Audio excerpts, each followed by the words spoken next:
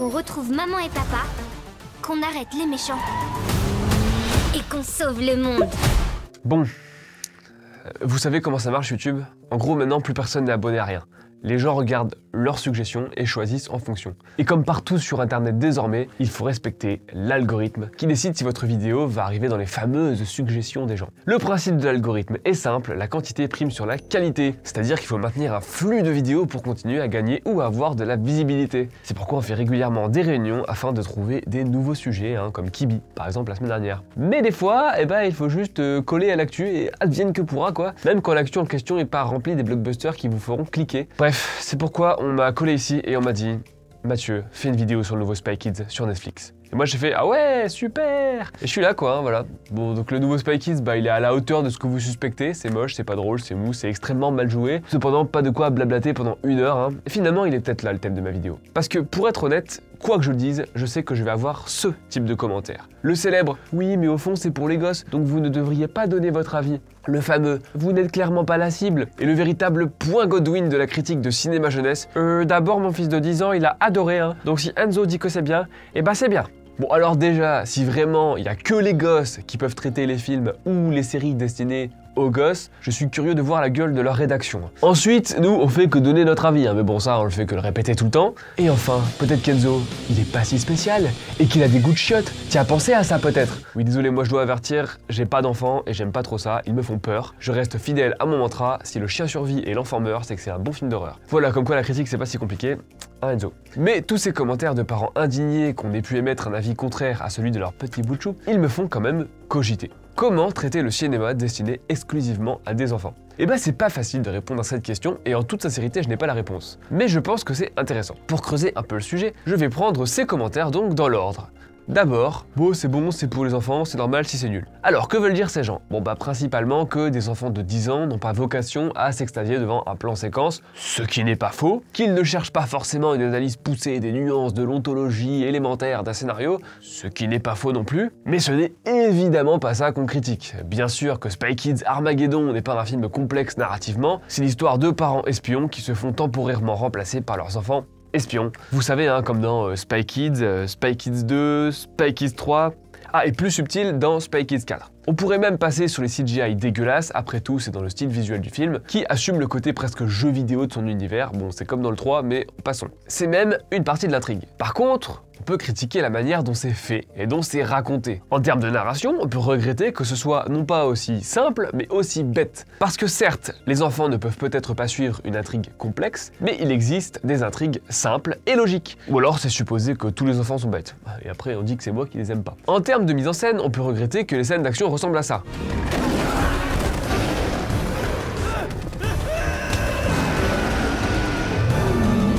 La mise en scène, c'est une grammaire inconsciente. Qu'on la réfléchisse ou pas, elle conditionne toujours notre vision d'une scène. Et on peut tout à fait avoir 10 ans et apprécier ce qu'on voit, sans forcément mettre des mots, ou même prendre en compte la manière dont c'est filmé. Se contenter de montrer des films moches et cons aux gosses, c'est peut-être penser que c'est tout ce qu'ils méritent au fond. Et c'est un peu dans cet argumentaire que s'est faufilé ce bon vieux Robert Rodriguez. Une fois qu'il a réussi à faire son trou à Hollywood avec El Mariachi et autres Desperado, il s'est retrouvé à la tête de Spy Kids. Et je suis désolé, je sais que vous avez adoré Spy Kids et moi aussi j'aimais bien et je continue à avoir de l'affection pour les premiers, mais c'est quand même hyper feignant quoi. Le mec est capable d'être sacrément inventif pour ses films pour adultes, mais dès qu'il s'adresse à un public plus jeune, il se contente du strict minimum. Et c'est peut-être justement parce qu'il sait qu'on ne lui en tiendra pas rigueur. En fait, Rodriguez lui-même fait partie de ces papounets qui pensent que tout est bien à partir du moment où leur gosse s'ennuie pas devant. La preuve, il a continué sur cette voie en mettant littéralement en scène une histoire inventée par ses enfants. À quoi peut ressembler un long métrage commandé par des enfants de 10 ans? Ah oui, à ça.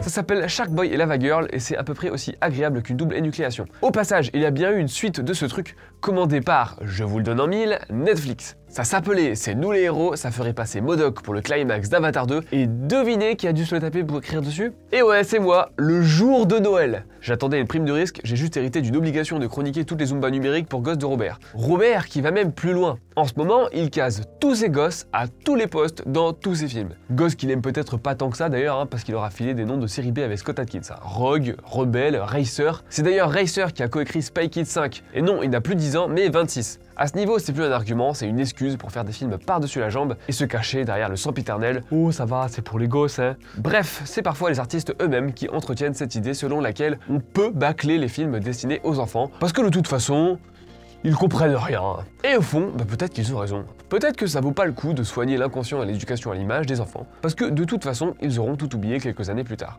C'est d'ailleurs une question qui semble intéresser les spécialistes du sujet depuis un paquet de temps. Je suis tombé sur un document de l'UNESCO, qui est une bibliographie annotée de 1961 sur l'influence du cinéma sur les enfants et les adolescents. Et on y trouve le résumé de plusieurs textes, notamment des années 50, qui réfléchissent à la question. Il y a par exemple les conclusions d'un essayiste italien nommé Enrico Fulcignoni dans un article intitulé Cinéma et psychologie. Et lui, il préconise, je cite, une photographie plus simple et des mouvements plus lents. Par contre, à l'époque, ils sont, semble-t-il, plusieurs à noter en gros que les enfants ne comprennent pas en soi les films avant 10-12 ans. Pareil pour la grammaire de la mise en scène, on va dire, comme le chant contre chant, le hors-champ, etc. Ils sont aussi beaucoup à dire que, avant ça, les enfants vivent le film plutôt qu'ils ne le regardent. Le Fulcignoni, là, il va même jusqu'à évoquer l'hypnose. Alors j'ai eu du mal à trouver des études sur le concept de mise en scène sur les enfants, à part une qui compare les échelles de plans, mais bon, c'est un peu chelou comme idée. Plus récemment, j'ai trouvé un article de Claude Allard, qui est donc un psychiatre, dans Le Divan familial, écrit en 2001. Bon, c'est hyper jargonneux comme truc et j'y connais rien, mais une partie est hyper intéressante. Elle s'intitule « Les images de percevoir à réfléchir ». On peut y lire. Pour l'enfant de moins de 6 ans, les images sont prises comme une réalité virtuelle, au même titre que ses autres expériences. Plus tard, le monde des images animées commence à être regardé avec une plus grande distance et peut être compris grâce à la verbalisation et par une pensée logique qui s'organise de mieux en mieux. Oui, alors je suis ni universitaire ni spécialiste de la question, loin de là, et j'ai écrit cette vidéo hier entre deux parties de Mortal Kombat, donc peut-être que je cite mal, mais ce que je comprends, c'est qu'en dessous d'un certain âge, le cinéma serait une partie de la réalité pour l'enfant. Il sait pas vraiment conceptualiser la fiction. Mais est-ce que ça veut dire qu'il faut leur infliger ça ?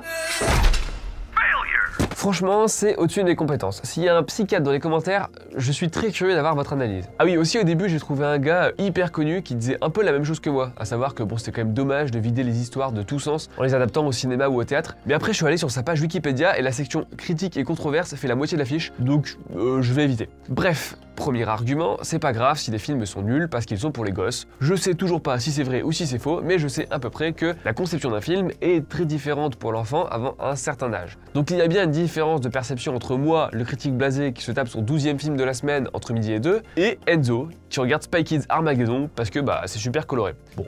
Vous allez me dire, pas besoin de faire tout ça pour s'en rendre compte, mais que voulez-vous, faut bien satisfaire l'algorithme YouTube. Pour ce qui est de l'influence de tel ou tel type de divertissement sur le comportement ou la culture du gamin en question, encore une fois, c'est une réflexion psychologique qui a mobilisé un paquet de gens bien plus intelligents que moi, et je serais bien en peine de résumer tout ça dans une vidéo de 10 minutes. Je ne fais que m'interroger. Je pense qu'on peut donc élargir un peu le point de vue et réfléchir à l'autre commentaire dont je parlais, vous n'êtes pas la cible. Bon, déjà la cible, c'est un concept marketing qui est carrément tombé dans le langage courant, mais bon. Ensuite, ça veut dire quoi, la cible? Parce que vu de ce que je viens de raconter, il y a clairement une différence entre un film adressé à un très jeune public qui ne peut pas le comprendre, tout juste le percevoir, et un film destiné à un public plutôt préadolescent. Donc est-ce que Spy Kids 5 peut être bon pour un type de public, mais pas pour l'autre? Peut-être. Mais est-ce que c'est pas justement ce qui en fait un film pas très inspiré? Je sais pas, parce que j'ai moi-même fait ma petite expérience, vous allez voir le protocole est hyper complexe, j'ai demandé autour de moi des bons films dits pour enfants. Parce qu'attention, il y en a plein, bien sûr. Alors évidemment, on m'a sorti sur la table des tas et des tas de films d'animation, pas mal de Disney et de Pixar, et il faut bien avouer que ne serait-ce que le dernier en date, Élémentaire, c'est à la fois un pur kiff pour un enfant qui veut vivre le film et donc profiter de sa beauté plastique, et pour un enfant qui comprend le concept de fiction et qui veut donc une histoire simple mais prenante. Mais on pourrait dire que c'est de la triche, parce que c'est de l'animation. Pour rester dans le référent de Spy Kids, prenons quelques exemples en prise de vue réelle. J'ai eu un peu de Stuart Little, j'avoue j'aime bien aussi, du Paddington, et enfin ce qui est pour moi l'exemple suprême, Babe, le cochon devenu berger. Un film absolument génial, aussi bien en termes de mise en scène que de narration, et idéal pour un jeune public. Ce qui est intéressant, c'est que quand on parle de ces films, les gens ont tendance à dire « Ah oui, mais c'est beaucoup plus que ça, tu comprends ». Sous-entendu, le film a plusieurs cibles. Et pour beaucoup, c'est ça la marque d'un bon film pour enfants. Non pas un film qui s'adresse à petit et grand, comme on dit, Stuart Little ne s'adresse pas tant que ça aux adultes, mais un film qui, comme nous, n'a pas la moindre idée de comment s'adresser aux très très jeunes, mais qui, dans le doute, va proposer un spectacle bien réalisé et bien raconté. Et selon moi, c'est juste de ça dont on doit s'assurer quand on parle et quand on fait du cinéma. Mais au fond, je pense que cette histoire de cible, c'est une simplification. Et là, attention, je vais sortir ma dernière carte. André Bazin. André Bazin, c'est un théoricien du cinéma très connu qui s'est beaucoup intéressé au rapport du spectateur et à l'image cinématographique. Tel que le résume Maurizio Guercini, il y aurait dans sa réflexion 3 étapes dans la perception du spectateur adulte à l'image. Et la première d'entre elles, c'est l'acte perceptif, c'est-à-dire une relation directe à l'image qui précède toute intellectualisation. Et ça ressemble beaucoup à ce que racontait le psychiatre dont j'ai parlé plus tôt sur la vision du cinéma chez les très jeunes enfants. Et si finalement, on était tous concernés par ce rapport-là au cinéma ?